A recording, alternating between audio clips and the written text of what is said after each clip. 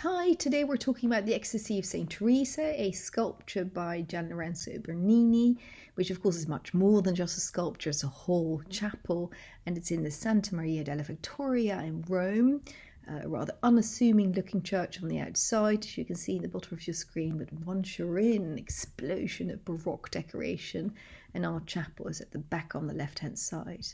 Little fun fact about this church, they ran out of money while building it, but then found this Greek Hellenistic sculpture, ancient Greek sculpture, which as you can see had quite a surprise, and because of that they could sell it for a lot of money to the Borghese family, great collectors of this period, and that money helped them finish the church.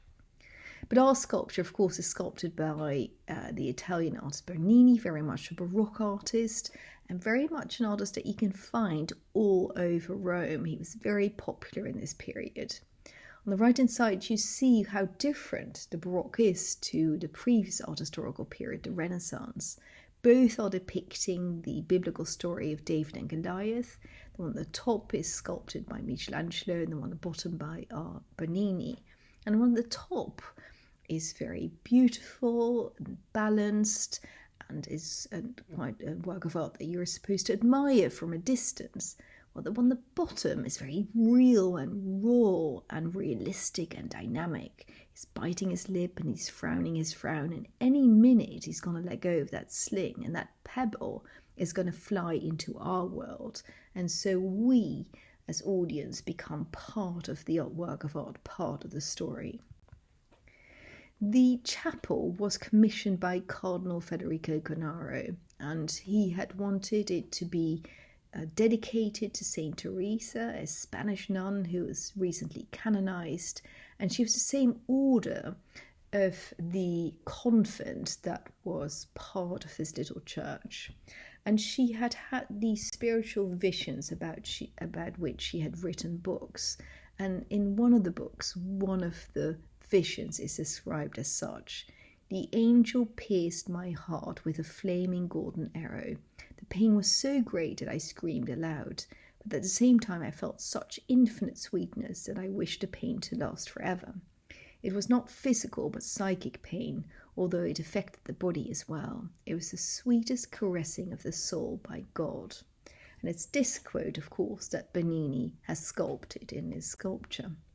It came at the right time for Bernini. He had become kind of a disputed figure in Rome because of a jealous rage that he'd had towards a mistress where he slashed her face, but also because the two bell towers of the St. Peter's, which he had designed, had started cracking in 1641.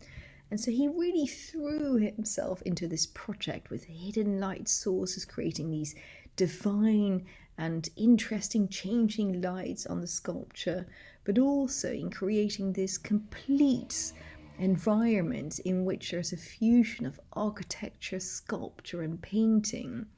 And you can see it looks so miraculous. It looks as if you're not really sure if you're inside or outside, if it's stone or plaster or paint or real. The sculpture on the right hand side, you can see how this huge block of marble almost seems to be floating, and St. Theresa almost slipping off that huge block of marble with one foot already coming off. And we're not only ones, of course, admiring this miracle that's happening in front of our eyes.